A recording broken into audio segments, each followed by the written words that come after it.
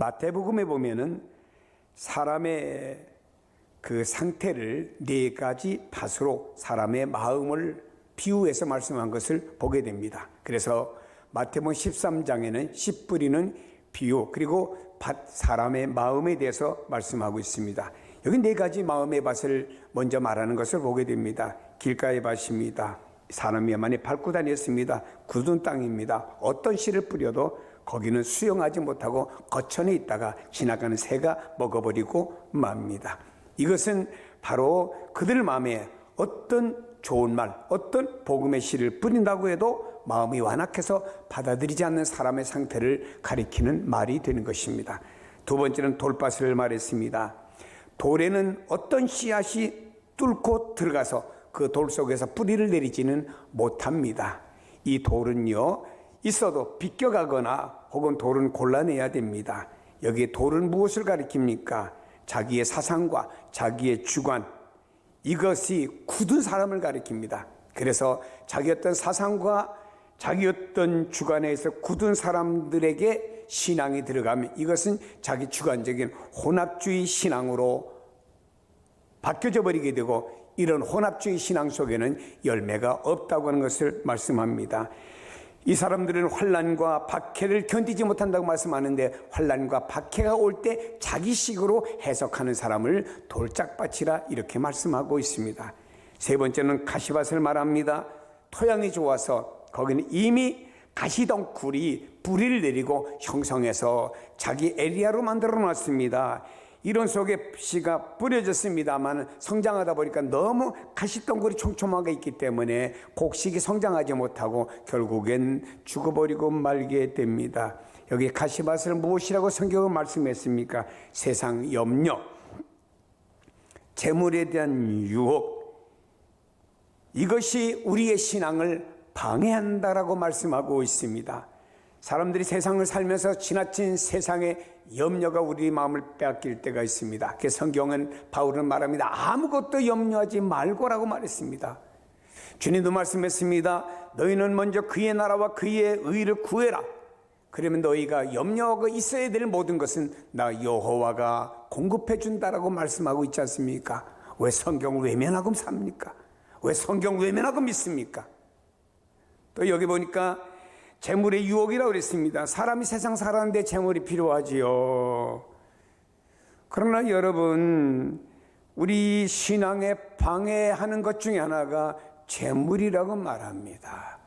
우리가 재물을 잘 사용하면은 하나님께 영광이 되고 또 하나님의 뜻을 이룰 수가 있습니다만, 잘못 사용하다 보면 하나님의 영광을 가리우게 됩니다. 그래서 성경에는 이 시대 마지막 주님 오시기 전에 이 시대의 마지막 시대의 우상이 뭐냐? 바벨론이 판치는 세상 가운데 바벨론의 느부갓네살 왕이 가장 좋았던 금입니다. 황금입니다. 그래서 마지막 시대 때에 가장 사람들이 좋아하는 우상과 같이 마음의 소중한 존재가 뭐냐? 황금, 즉 재물이다 이 말입니다. 재물 때문에 우리의 믿음의 손해를 보고 우리의 믿음을 빼앗겨버리고 재물 때문에 우리가 세상을 사랑하게 되는 이런 결과를 와서는 안 된다는 말씀이 되겠죠. 왜냐? 세상 사랑하는 그 속에는 주님이 안 계신다고 주님이 경고의 말씀을 하시지 않았습니까? 이런 여기 가시밭에는요, 열매가 없습니다. 다음에 옥토를 말씀했습니다. 좋은 땅입니다. 옥토는요, 부서지고 마치 밀가루처럼 부드럽게 되어진 밭을 말합니다. 내가 다 부서졌습니다. 바울은 자기 자신이 다 부서졌습니다. 전에 좋았던 거 다 부서졌습니다. 인간의 가치관, 세계관이 다 부서졌습니다. 바울은 오직 예수 그리스도밖에 없습니다.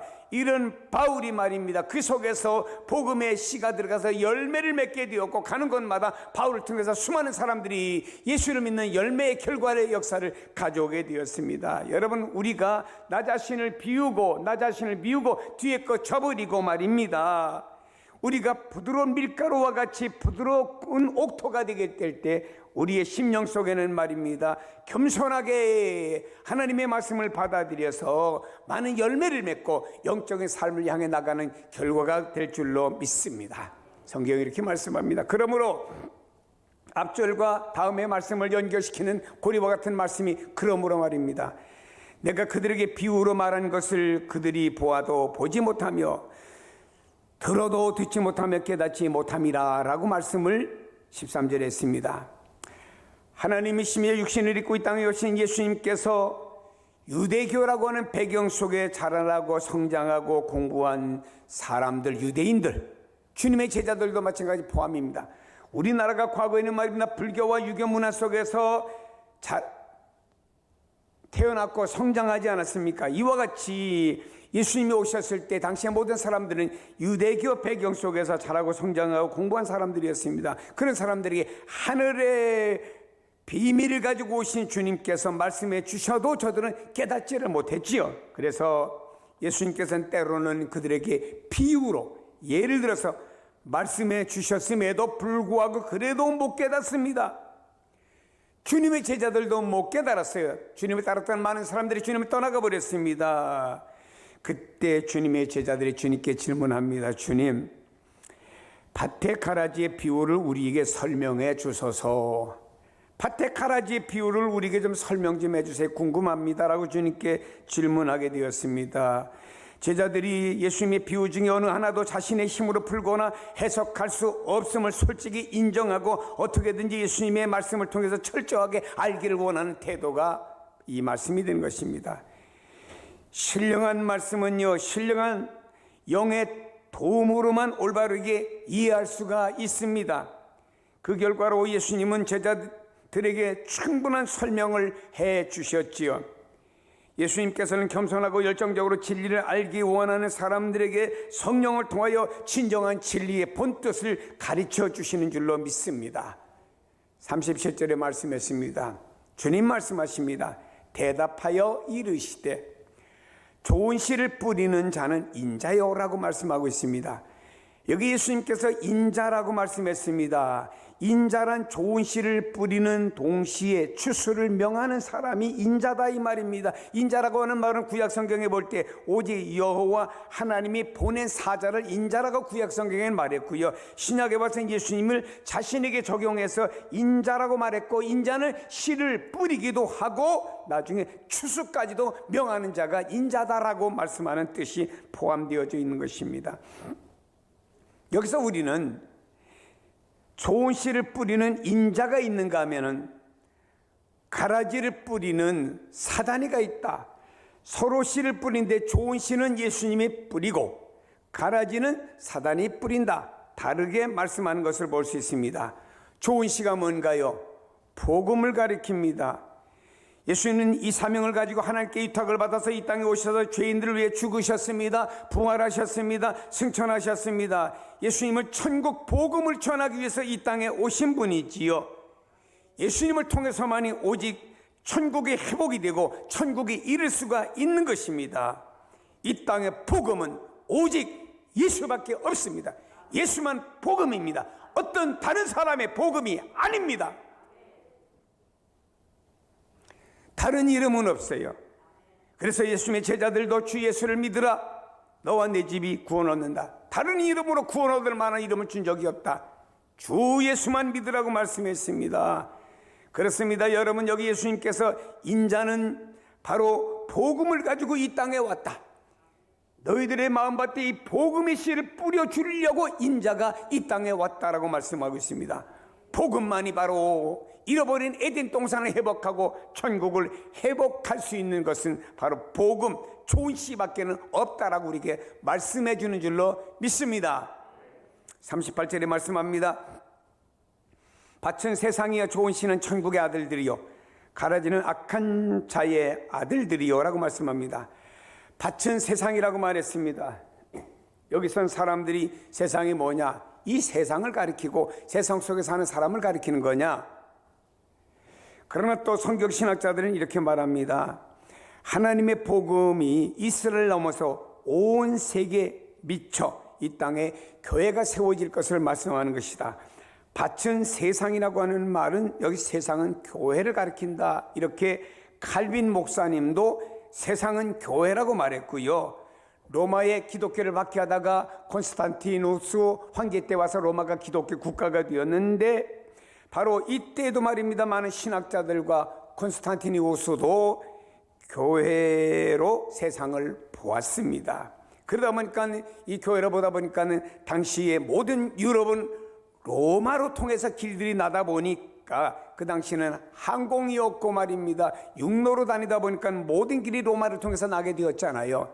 그래서 로마가 가는 국가마다, 로마가 가서 세워지는 도시마다 다 교회가 세워지게 된 것입니다. 왜냐? 바친 세상이기 때문에 그 세상 같은 교회를 세운 것입니다. 그러나 예수님께서는 세상은 교회라고 말씀하지 않으셨잖아요. 그러나 알곡과 가라지가 섞여 사는 세상이라고 하면은 이 보이는 세상도 세상이다 말할 수가 있을 것입니다만은 성경은 이렇게 말씀하잖아요. 좋은 씨는 천국의 자녀라고 말합니다. 근데 천국의 자녀가 있는 그 가운데 악한 자들의 아들들이 가라지를 뿌렸다. 이건 뭔가요? 바로 천국은 좋은 씨를 받은 자는 모이는 곳이 교회입니다. 그 교회에다가 여기 있는 가라지를 뿌렸다. 그래서 여기 있는 밭은 세상이라는 말은 교회라 이렇게 가르치고 있습니다. 여러분, 교회 안에는요, 기억해야 됩니다. 참된 성도와 거짓 성도가 섞여서 공존하고 있다고 하는 걸 알아야 됩니다. 여기에 이 가라지를 뽑을까요? 라고 말했죠. 그러나 냅두라. 가라지 뽑다가 잘못하다가는 곡식의 뿌리까지 다칠 수가 있으니까 추수 때까지 내버려 둬라 라고 말씀하고 있죠, 주님이. 그래 세상에 보면 주님께서 비유로 여러 가지 말씀했어요. 양과 염소의 비유. 양, 염소 달라요. 그러나 통칭은 양입니다. 열처녀의 비유. 등이 있어요. 기름이 있습니다. 등이 있어요. 기름 없습니다. 다 똑같이 등이 있습니다. 섞여 있습니다. 열처녀가 함께 있었습니다. 달란트 비우세요. 둘, 한 달란트만 달랐지만 다 주인에 의해서 주어졌습니다. 성경은 말씀합니다. 청함받은 사람은 많지만 택함받은 사람은 적다. 교회 안에는 참된 성도와 거짓된 성도가 섞여 공존하는 것을 말하는 것입니다. 좋은 씨는 천국의 아들들을 말합니다.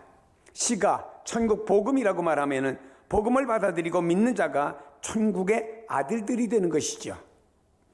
천국의 아들들은요, 메시아의 은총을 입어서 메시아의 왕국에 참여할 수 있는 참된 하나님의 백성이고, 천국의 아들이라고 하는 것은 법적인 권리가 있다 이 말입니다. 아들은요, 아버지로부터 법적으로 상속받을 권리가 있다 이 말입니다. 상속권을 소유한 아들의 신분이 있는 자들이 바로 누구냐? 천국의 아들들이라 이 말입니다. 우리는 상속을 받을 수 있는 법적인 신분의 소유자가 된 아들, 하나님의 자녀들인 줄로 믿으시기를 바랍니다. 그래서 우리는 감사해야 됩니다. 천국의 아들들이라는 표현을 히브리식으로 해석을 하면은 천국에 어울리는 속성을 지닌 자들이란 의미가 내포되어 있습니다. 천국의 아들들은 거기에 어울리는 속성을 지닌 자들이라. 바로 구약시대 때 율법을 가지고 이스라엘 백성들은 우리들만이 율법을 가지고 있고 우리만이 특권을 가지고 있다라고 생각한 이들은 말입니다, 거기에 맞는 속성을 가지고 그대로 자기들만 누리며 살라고 했습니다. 이와 같이 히브리식으로 보면요, 천국에 어울리는 속성을 지닌 자들이 바로 천국의 아들들이라 이런 말씀입니다. 어떤 속성인가요? 여기의 속성은요, 천국에 어울리는 속성은요, 신령과 진정으로 하나님께 예배드리는 자입니다. 코로나가 이태리를 뒤엎었어요. 로마지요. 확진자가 2만 명이 되었고 사망자가 1,500명. 중국은요 7만 명이에요. 사망자가 1,500명이죠. 좀 안타까워요. 우리 중국의 재래시장 박쥐에서 된 게 역학조사를 해봤더니 아니더라. 참 진짜 이렇게 눈 가리고 아웅해요. 왜 그럴까요? 세계 속에 우리가 원인을 제공한 것 같아 죄송합니다. 우리가 세계를 도울 수 있는 이제라도 방법이 있으면 우리 중국이라는 나라가 좀 돕고 싶습니다. 이렇게 나오면 얼마나 멋있을까요? 여러분, 여기 로마라고 하는 나라가 어떤 나라지요? 로마는 베드로가 복음을 전하다가 예수님이 바로 십자가에 달리셨는데 내가 어찌 바로 십자가에 죽을 수 있느냐? 나를 죽일 때는 나는 예수님과 다르게 십자가에서 거꾸로 못 박아 죽여라. 그래서 십자가에 거꾸로 못 박아 순교하는 것이 로마입니다. 로마가 어떤 것인가요? 바울이 복음 전하다가 순교당한 것이 로마입니다. 이곳에 교회들이 세워졌어요. 로마 사람들은 일생에 교회를 3번 간답니다. 태어나서 유아 세례 받으러 가고, 결혼 주례 받으러 교회 가고, 죽은 다음에 장례식 받으러 교회 가고. 물론 이들 속에 물론 캐토릭입니다만은 그런 어떤 배경이 있다고는 하지만 하나님께 예배는 안 하잖아요. 예배 다 무너졌잖아요, 여러분요. 그 로마를 통해서 소아시아까지 복음이 전해지며 교회가 세워졌는데 예배는 다 무너졌잖아요. 소아시아 7교회도 성경에 나옵니다만 예배가 무너지면서 그 교회들은 다 예배당까지 무너지고 말았잖아요, 여러분. 여러분, 천국에 어울리는 속성을 지닌 사람들은 누군가요? 바로 신령과 진정으로 하나님께 예배드리는 자입니다. 우리나라에 토마스라고 하는 영국의 선교사, 27세 된 선교사가 복음을 전하려고 대동강 강변으로 들어왔습니다. 그때 거기서 이 토마스 선교사는요, 상선을 차고 들어왔지만 거기서 대동강 강변에서 순교되었습니다. 그 순교의 피가 대동강 강물에 흘러내려갔어요. 아벨은 죽었으나 그의 피가 말했잖아요. 이 대동강의 토마스 목사의 피가 흘러가면서 한때 말입니다, 북한의 평양을 중심해서는 제2의 예루살렘이라고 부를 만큼 영적인 부흥의 역사가 일어났습니다. 잘못된 이념이 북녘 땅에 들어오면서 예배가 다 무너지고 말았지 않습니까? 예배가 무너지면 안 됩니다. 우리가 물론 가정에서 예배드릴 수도 있고 교회 나와 예배드릴 수도 있지만 우리의 예배가 무너져서는 안 된다, 이런 말입니다. 또 이 천국에 어울리는 속성을 지닌 자들이라는 말은 하나님과 그 이웃을 사랑할 줄 아는 성품을 말합니다. 또 성령의 열매를 맺는 사람을 가리킵니다. 육신의 열매가 아닙니다. 성령의 열매입니다. 또 믿음과 인내를 소유하여 끝까지 믿음, 끝까지 인내할 줄 아는 사람입니다. 근데 여기 악한 자들은 말입니다, 악한 자의 아들들은 마귀에 의해서 뿌려진 가라지를 말합니다. 이들은 멸망의 나라를 유업을 받을 자들입니다. 멸망의 나라의 특성을 맡기 말입니다. 사악한 속성을 지닌 자들입니다. 이들은 성도들을 유혹하여 하나님의 복음과 율법의 길에서 벗어나게 하는 자들이라고 말하고 있습니다. 누가 뿌렸습니까? 39절에 보니까 원수마귀라고 있습니다. 원수마귀는 가라지를 뿌리는 자입니다. 원수마귀는요, 어느 성경에니까 분리라고 말했습니다. 분리되어 나온 자라 이 말입니다. 원수마귀가 누군가요? 하나님이 이 땅에 보이지 않는 영물을 만드는 천사들을 만들었습니다. 천사들 중에 일부가 말입니다, 하나님을 대적하려고 하다가 분리되어 천상에서 쫓겨난 부류가 마귀가 된 거예요. 사랑하는 여러분요, 이 마귀는요, 하나님과 백성을 비방하는 것이 특징적으로 행동으로 나타납니다. 원래 원어에 보면은 이 마귀는요, 중상하는 자, 비방하는 자, 거짓, 고소하는 자, 밀고자, 다시 말해 하나님 앞과 사람을 비방하는 행위를 해요. 하나님께서 하나님 앞에 오르내리는 마귀의 모습을 보고, 마귀야, 이 땅에 많은 사람 봤지? 네. 이야, 요만큼 신앙생활을 하며 그렇게 온 가족이 경건한 가정 없어. 그때 마귀가 뭐라고 말했습니까? 하나님께서 욥이라는 사람에게 복을 주었고 가정이 잘 되게 했으니까 하나님을 잘 섬겼지요. 이 욥에게 말입니다, 그걸 거두어 보세요. 그럼 욥이 하나님 아마 원망할 겁니다 라고 하면서 부정적인 말을 했지요. 하나님 앞과 사람 앞에 다니면서 비방하는 행위를 하는 자가 마귀라 이 말입니다. 하나님께서 마귀야, 욥의 생명만 건들지 말고는 환경은 네가 한번 네 마음대로 건드려 봐라. 욥의 환경은 진짜 비참할 정도로 말입니다. 건강 잊어버리고 자녀 잊어버리고 재물 다 잊어버렸습니다마는 그런 상황 속에서도 욥은 말입니다. 신앙 하나 잊어버리지 않냐고. 주신 자도 여호와시요 가져가시는 분도 하나님이라고 하면 하나님을 바라봤던 욥의 신앙이 인정을 받았기에 모년에 갑절의 복을 받는 욥이 된 줄로 믿습니다. 이렇게 비방하는 행하는 자가 마귀요. 하나님과 사람 사이에 불화를 조성하여 신뢰치 못하게 하는 그들의 사악한 행위를 하는 자가 마귀입니다. 여러분, 우리가 잘 기억해야 됩니다. 교회 안에서 우리가 잘못하다 보면 마귀의 심부름하면 안 된다 이 말입니다. 하나님의 창조의 아름다운 모습이 회복되는 그날이 있을 줄로 믿습니다. 한 젊은이가 좋은 대학에 합격을 했습니다.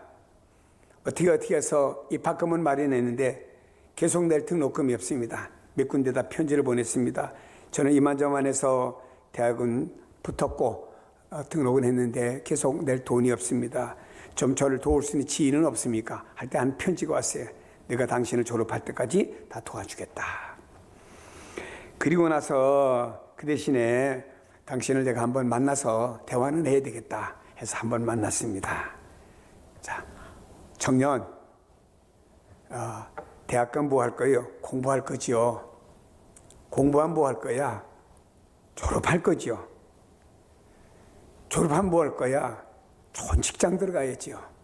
좋은 직장 들어가면 뭐 할 거야? 돈을 벌어야지요. 돈 벌면 뭐 할 거야? 장가 가야죠. 장가 가면 뭐 할 거야? 계속 부인이 물어오는 거예요. 그러다가 뭐 집을 사야지, 뭐 해야지, 뭐. 그러다 보면 뭐 이제 또 나가다니까 그럼 세월이 지나다 뭐 할 거야? 늙겠지요. 늙으면 뭐 할 거야? 병도 들고 몸도 약해지겠죠. 그 다음 결국에 어떻게 돼요? 죽겠지요. 죽으면 어떻게 되지? 모르니까는 이 청년이 캄캄한 거야. 그때 이 부인이 성경 한 권을 주면서 이것을 읽고 여기서 인생을 한번 계획해 보라고 성경 한 권 주고 이분이 이 청년의 대학 등록금을 다 대줬습니다. 그는 성경을 참 이 부인에게 참 이렇게 은혜를 입었으니까 성경을 읽을 거 아니겠어요? 읽다 보니까 야, 인간의 최종 목적지는 천국이네. 그리고 그 길로 인도하시는 분 예수님이야. 내가 공부의 목적과 사는 목적이 뭐냐? 이게 성경을 보면서 달라진 거예요. 아, 나 자신을 위해서가 아니고 나를 지으신 그 하나님을 위해서, 그분의 영광을 위해서 내가 어떻게 살아야 될까? 그걸 이 성경에서 다 찾고 벽에다가는 이렇게 결심한 무엇을 하나 써서 딱 붙여놨어요. 그 벽면에 붙여놓은 것은 다름 아닌 그 다음에는 이 부인이 그래 공부하면 그 다음에 뭐 할 거야? 돈 벌죠. 돈 벌면 그 다음에 뭐 할 거야? 장가 가야죠. 장가 가면 그 다음에 뭐 할 거야? 집 사야죠. 집 사면 뭐 할 거야? 애기들 낳아야죠. 뭐 이렇게 올라가다 보면 이 부인이 질문한 건 계속 그 다음에는 나중에 죽음까지 왔죠. 그 다음에 어떻게 할 거야? 그게 막혀버렸죠. 사랑하는 여러분, 그 다음에는 우리 최종 목적지는 천국입니다. 예수님이 여러분을 그 길로 인도하실 줄로 믿습니다. 이 믿음 가지고 한 주간 승리하기를 주의 이름으로 축복합니다.